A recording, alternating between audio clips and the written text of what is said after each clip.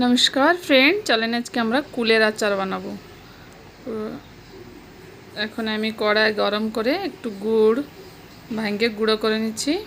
একটা আধা কেজির মতন গুড় হবে, আর এখানে আমার 300 গ্রামের মতন কুল আছে।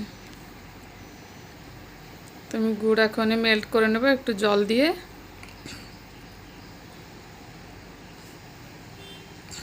আমি একটু হালকা বেশি জল দিচ্ছি, কেন গুড়ে অনেক ময়লা থাকে। আমি গুড়টা ছেঁকে নেব। গুড়ে জল দিয়ে আমি ভালো করে ফুটাই নেব। গুড়টা পুরো এরকমভাবে মেল্ট হয়ে যাবে।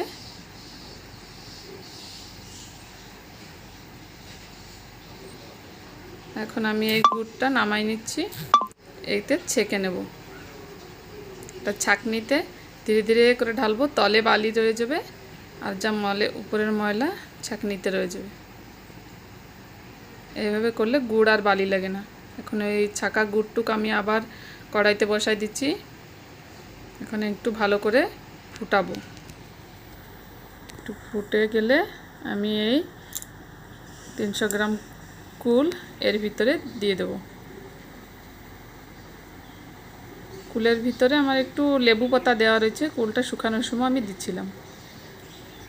তো এখন গুড়ের সাথে আমি ভালো করে এই কুলটা রান্না হতে দেবো। ওর ভিতরে আমি এখন একটু মেথি আর সোম ভালো করে ভাজিয়ে নিচ্ছি। একটু জিরা দিলাম আর দুটো শুকনো লঙ্কা দেব, দিয়ে এটা ড্রাই ভেজে নেব।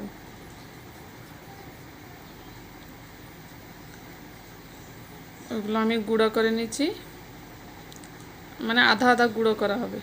এখন এই কুলের ভিতরে আমি একটু লবণ একটু লঙ্কার গুঁড়ি দিয়ে ফুটাবো।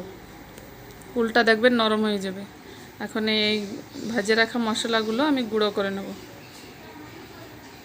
গুঁড়ো মশলাগুলো এখন এই আচারের ভিতরে দিয়ে ভালো করে মিশাই নেব। মিশিয়ে গুড় একটু কমে আসবে, একটু আঠালো আঠালো হয়ে যাবে, তখন আমার আচার রেডি হয়ে যাবে। রেডি আমার আচার, খেয়ে দেখবেন বহুত টেস্ট।